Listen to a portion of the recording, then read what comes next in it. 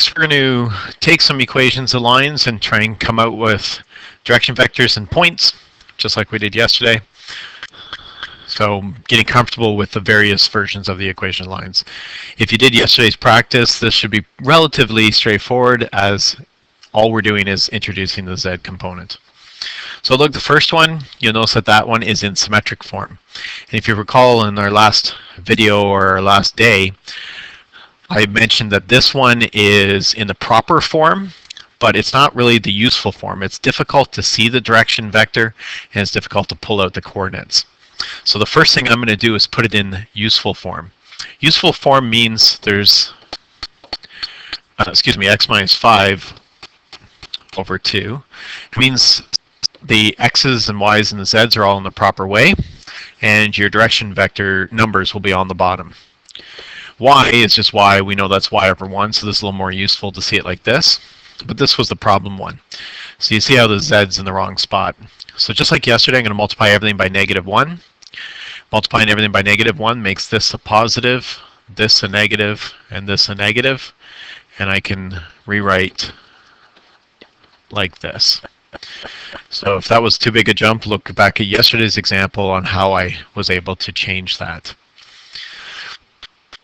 Now that it's in this fashion, I can pull out information relatively quickly. The direction vector comes straight from the bottom. So 2, 1, -4. And a point can straight from the top. Remember, if you see x minus 5, that means it must be 5. Y is just a 0. And z minus 3 means 3. Coming straight from the top and opposite to what you see. That gets us 1 point. To get a second point, we use the same strategy we did yesterday. Start at a point that you have and add the direction vector. So here's the point that I have. I'm going to add the direction vector to this point. That'll get me another point. And it's any scalar multiple of the direction vector, so we might as well choose the easiest one, that's 1. So it looks exactly as you see there. So if I'm 5 and I'm adding the direction vector of 2, so that's 7, 0 plus 1, and 3 plus -4 is minus, actually, so it's 7, 1, -4. If I wanted a third point, I know it doesn't ask for that, I can ask for a scalar multiple of it, like 2d.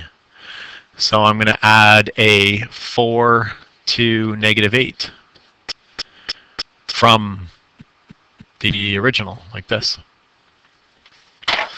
So I could do another point being 9 to -5. Or I could have added 2d to this guy as well and gotten another point. Or I could add a negative d to get another point. Any scalar multiple of d will get you more and more points. Our second example just reminds us that our textbook likes to use a different notation, sometimes use a different notation for the general form. Instead of saying xy, it says op, or in this case xyz, it would use op, but it looks exactly the same. Your direction vector comes really quickly right there, -1, 0, 2. A simple point is right here.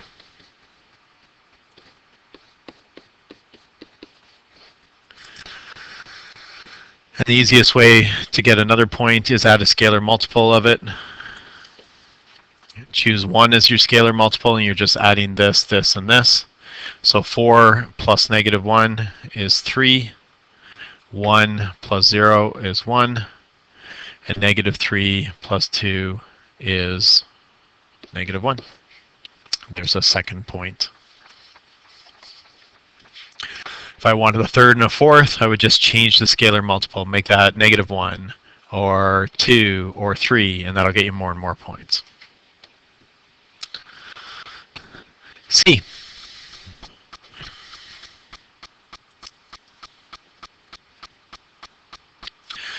This time you should see that it's in parametric form. The direction vector then is the coefficients of the scalar multiple. So there's your direction vector, there's your direction vector, and there's your direction vector. Don't get fooled in the where it appears. It's the one with the t on it. So -2, 4, 3 is your direction vector.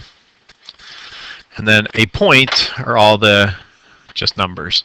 So there's a 2 there, there's nothing, so there's a 0 there, and a 1. So one of the points is 2, 0, 1. And this actually happens when your t is 0, isn't it? If t is 0, then all of these disappear. This is gone, this is gone, this is gone, and there you're just left with 2, 0, 1. Now, I used t is 0 to get the easiest point. The next easiest scalar multiple is t is 1. So if that's a 1, that's a 1, that's a 1. You can get a second point. So it'd be 2 minus 2 is 0. If t is 1, it's 4 times 1, so that's 4. And if t is 1 here, it's 3 times 1 plus 1 is 4.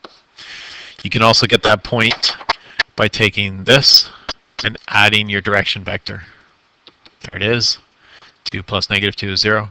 0 plus 4 is 4. 1 plus 3 is 4. And again, if I wanted more and more different direction vectors, all I'd have to do is change my value, or different points, all I'd have to do is change my t value to anything I want to get a third, fourth, fifth point. Okay. Let's look at example 3 next. I'm going to use that same example, but I'm going to rewrite it in the different versions. So this is, again, more practice with getting comfortable with all the different versions. So if I'm using this, I've got the direction vector, I already know, is -2, 4, 3. And I can use any point, so I might as well use just the first point that I found, 2, 0, 1. You wouldn't necessarily have to rewrite it. It's all up here in that equation anyways. But let's write it in symmetric. So in symmetric, we would write our points on the top. So if it's 2, you know that you have to write down x minus 2. The y is 0. I'm going to write down y minus 0, even though that's kind of not necessary. And z minus 1. So all of those are the points. And then the direction vectors are going to go down here as direction numbers, -2, 4, and 3. The only catch with this is it is in the useful form, but remember it's not in the proper form. So if you look back, remember this is proper form, meaning no negatives on the bottom. Don't like negatives on the bottom in this case. I think it's fine, but proper form suggests we can't. So the middle stuff here, this is okay. This is just y over 4. I'm just getting rid of the 0. You're allowed to have the 0, but why bother? Z minus 1 over 3. This is all okay because it has positive direction numbers. But this last one has the negative. I'm going to multiply everything by negative. That makes the 2 positive on the top and the x negative, and it allows me to write it like that. Again, if that was too big of a jump, look back yesterday on how I moved from here by multiplying by -1 over -1. Or you can think of it as moving the negative to the top of the fraction. Okay. So there it is. That's the symmetric equation. This is what you'd be getting your marks for. If you gave me this, you'd only be getting part marks because you're not allowed to have that -2. All right, so that's the symmetric. The general, I think, is even easier. In fact, the general equation from the parametric is really easy because you can see all of the points. So for number 2, the general equation looks like this, x, y, z. The x is described by doing 2 plus that, but actually it's easier to get it right from here. There's your point. There's your direction vector. So your point is 2, 0, 1 plus some scalar multiple. I'll use k of the direction vector -4 or -2, 4, 3. And boom, there's your point. There's your direction vector. There's your equation.